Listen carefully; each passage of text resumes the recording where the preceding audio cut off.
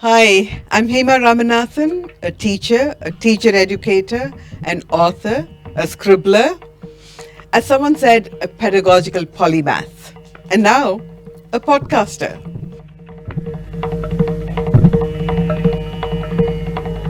Welcome to the Hema Zone, where I discuss a wide range of topics related to the arts, movies, books, and education.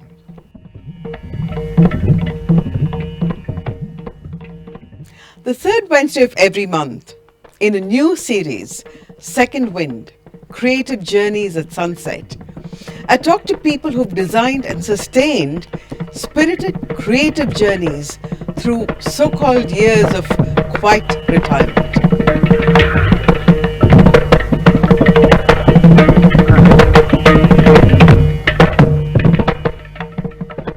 After a first career, when they were technically eligible to be called senior citizens, they didn't sit back and be on call as honorary childminders, an essential job for grandmothers and grandparents. But they didn't necessarily, that's not all that they did. Nor did they continue, in essence, what they'd done before, go on to do a consultancy. They moved into an entirely new field, acquired a totally new set of skills, ventured into a world that they'd had no real experience of, and immersed themselves in a new field that they felt they were interested in. Essentially, rushing in where angels fear to tread.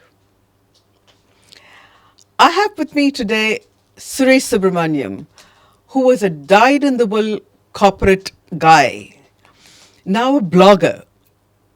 Welcome to the Hema Zone, Suresh Subrahmanyan.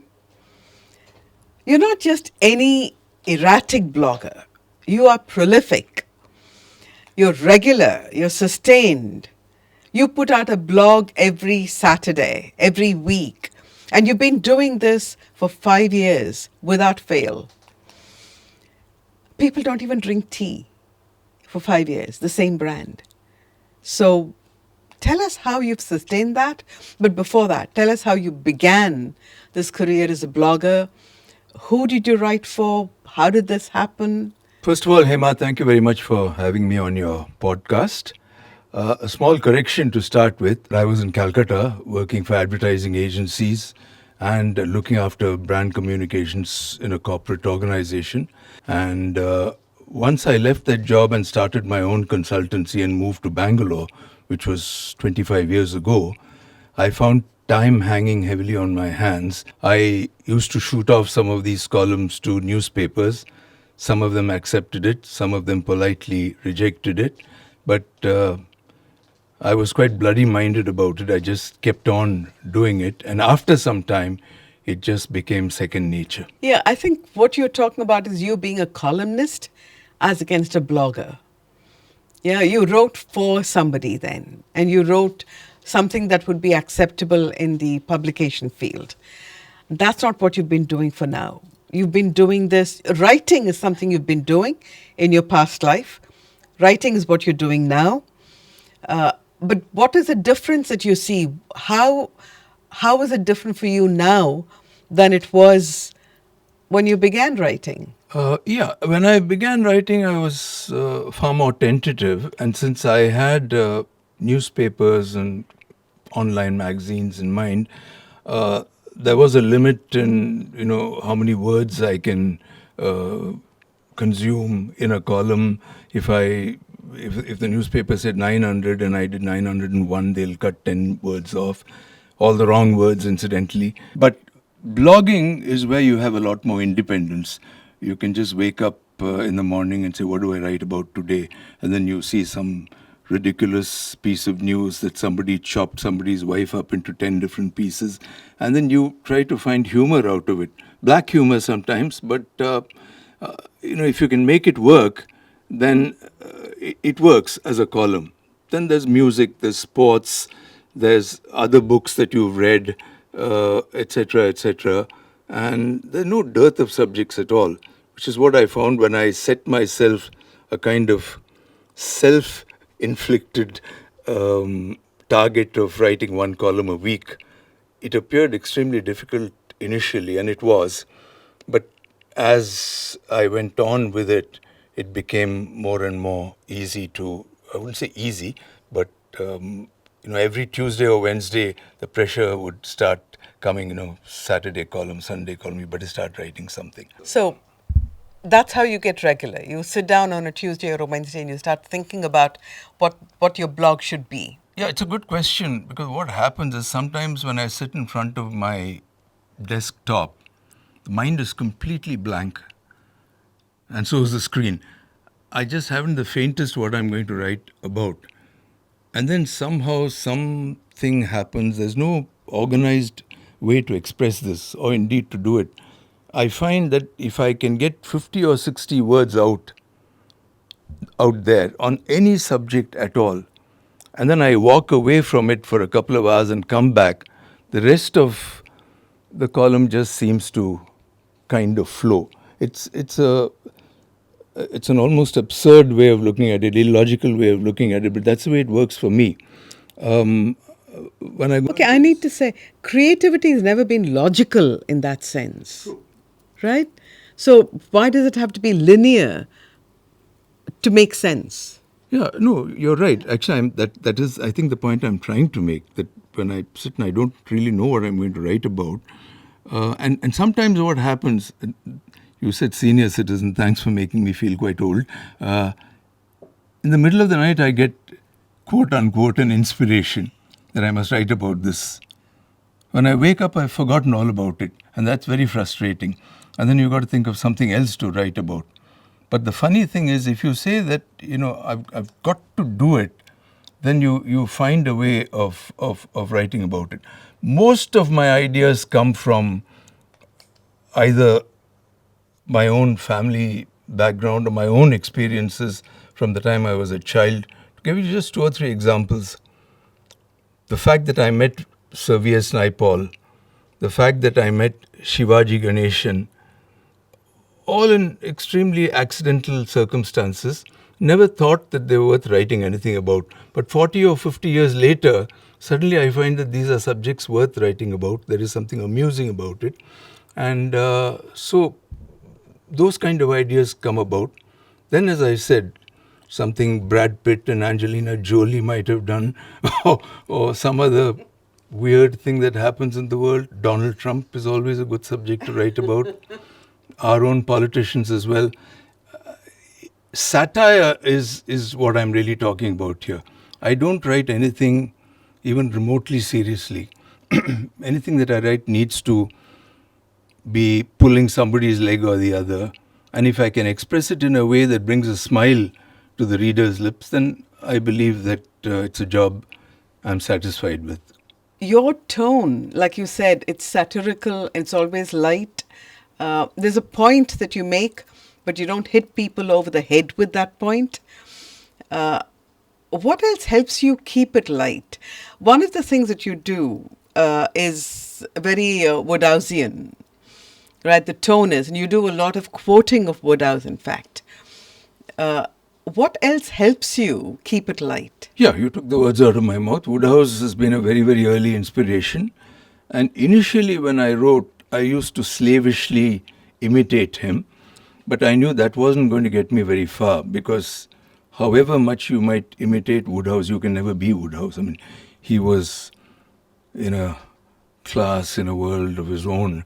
And so you had to develop your own way of doing. So I started reading other, mostly British writers, British columnists, whether it was Kingsley Amis or Martin Amis, his son, and many other columnists, Bernard Levin, many of the Punch editors. Punch magazine was a big thing when I was working in advertising. Our library had subscribed to Punch.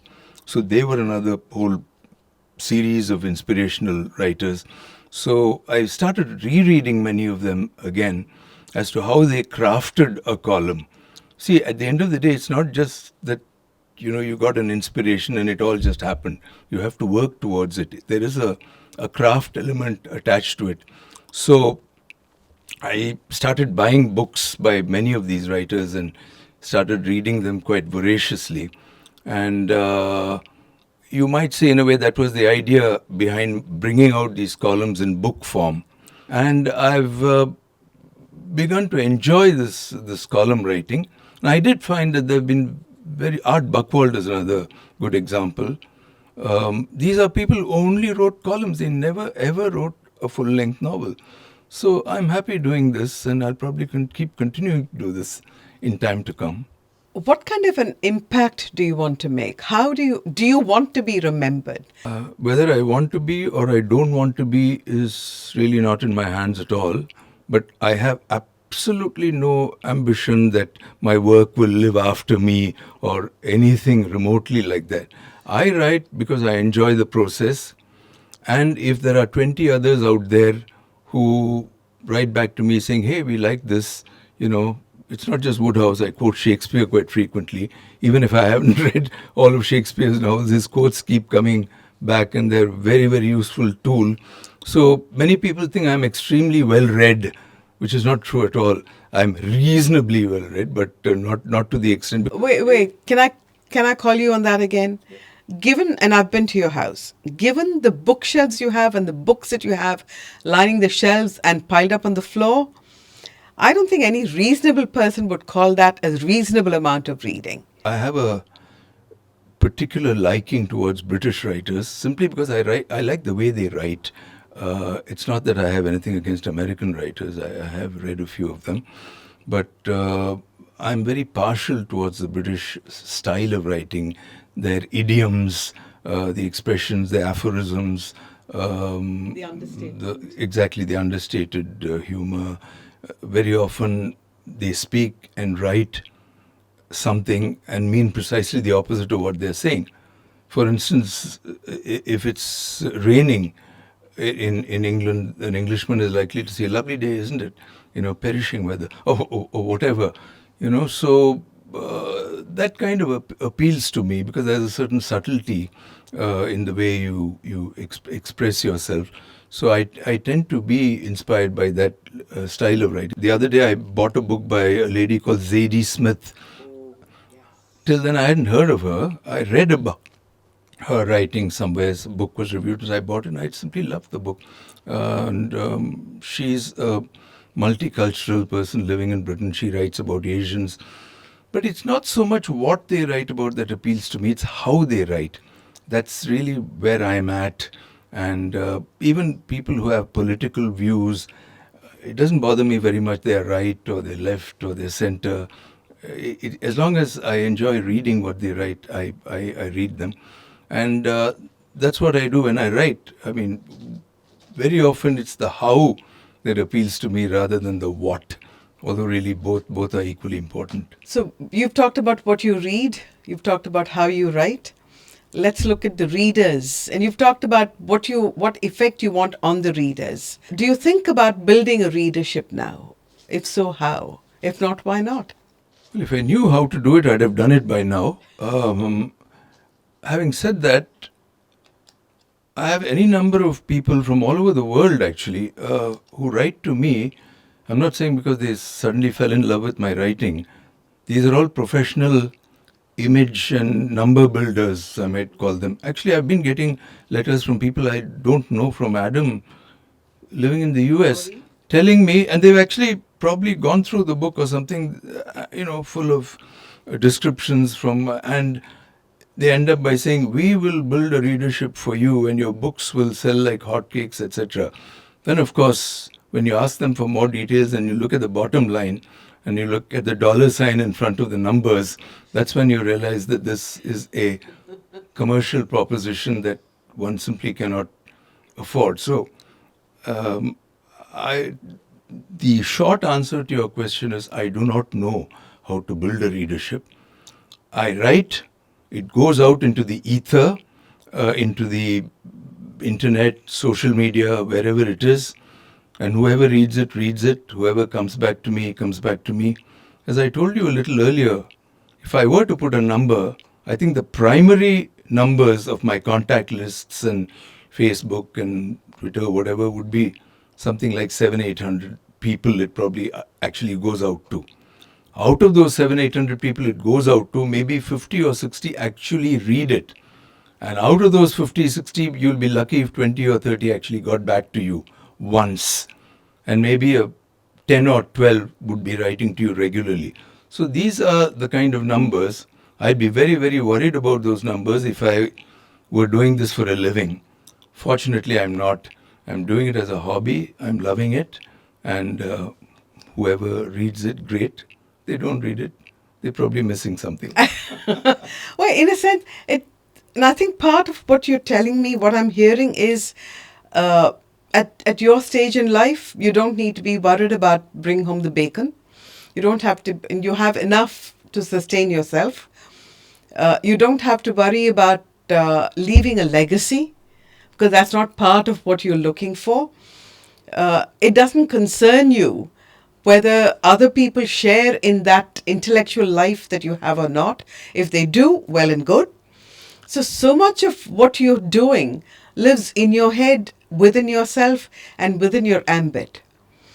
So being able to find your space, and you've in a sense created it without too much interference or input from people around you or from organizations around you. Would that be a fair? I write it, I look back, and like little Jack Horner, is it, who said, "What a good boy am I?" Look and say, "Yeah, I'm quite pleased with this, I think it can go." And next thing I know, I put the send button and it's gone. Now, I don't mean to sound, too puffed up or boastful or anything like that. It's nothing like that. As I said, expectations are not great, and sometimes it may fall below expectations, but the expectations are my own. So as long as I feel happy, I feel satisfied, I put it out. And having done this for a number of years now, I can say by and large, people whom I respect in my world of friends and former colleagues, etc., judging by their reactions, I think I'm in a reasonably decent space. I think that's the most I can say about it. Otherwise, I'll be overstating the... Not everybody finds what they would like to do. Many of us fall into doing what we can do, not necessarily what we want to do. For you, it's both. The can and the want have come together. Yeah, Hema, I think the best way I'd probably describe myself is that I'm an accidental writer. But having come upon it accidentally, I found it's a good thing to keep going. But you have to know, it's like looking at yourself in the mirror and being honest with yourself. If I thought that I was writing absolute rubbish, I would have stopped long ago. And yeah, I get that. But it's also interesting that you pulled your columns into, 4 books now? Yeah, and 5th is on the anvil. Yeah. So where do the books fit into the scheme of things, and why would you do that? The idea of the book started, first of all, that I wanted to put these columns somewhere in an organized house, if you like. That they're otherwise they just lie in my document folder, and even for me to find them, search them would have been a bit of a problem. And now that we have the self-publishing option, where I shell out a certain amount of money to the company, and you can bring out books, you can dictate your own cover design, the type font that you want for the books, and the manner in which it needs to be put out. And then the publisher puts it out on Amazon or Flipkart anyway. So if somebody wants to buy it, it's freely available. Freely means easily available. So to me, that was a good option for amateur writers like me to look at, and that's the main reason why I started bringing them out in book forms. And then I discovered that column writing is quite a popular vocation for many well-known writers abroad. So I don't believe I've started a trend in India. There are others who've done it. But to me, having written close to 500-600 columns by now, I thought and I eliminate quite a few. It's not that every single column finds its place in the book, but each book has about 60 or 70, 80 columns, because each column is about anything from 11 to 1500 words. So you can, as the Americans say, do the math. And they'll form quite a substantial book. And so as long as I keep writing, I'll probably keep bringing them out in book form as well. In a sense, even the digital footprint we have is ephemera now. So for you to put them into a book makes it a lot more concrete in a way. Yeah, when you put it that way, yeah, you're right. Not that I thought about it in precisely that kind of logical fashion, but I just thought bringing them out in a book form was a good idea. More that it's something there for the record. Whether it'll sell many copies or not, I don't. Every time I approach the publisher about selling copies, they come with fat bills. So, so to me, I've given that up as a bad idea. But bringing out books is a good idea, provided you have complete control, creative control. I get designers I know living in India and living abroad to do my cover design. So there is a certain standard that one tries to make. Even the kind of paper you choose. My wife helps out in that area because she knows something about papers and technical stuff like that. So by and large, we try and maintain a reasonably decent standard, both in terms of how the book looks and, more importantly, what's contained within. Before, the last thing is really, would you give us the where we can find your blog? What is the blog address? All you have to do is to go to Google and type in Suresh's Corner. It'll take you straight there, and it'll not only the current blog, but you can go back and look at the last 70 or 80 or 100 blogs that may be there. Not prior to that, you can log in and subscribe, and then anything I write will automatically come to your email. So it's a nice kind of arrangement. But I pay a fee to WordPress every year to give me that facility. I hope it's inspired some of you at least to go start writing, blogging, and keep at it. Share this podcast. Follow the Hema Zone on Instagram. Catch it on Facebook. Get to TheHemaZone.com. Scribble me a note and tell me other people that you think have caught their second wind and we can feature in our podcast at some point. And I hope you enjoyed meeting our first second winder. Check back on the third Wednesday of next month for another enterprising senior who responds to her new passion in their later years in this new series, Second Wind, Creative Journeys at Sunset. And thank you for listening in.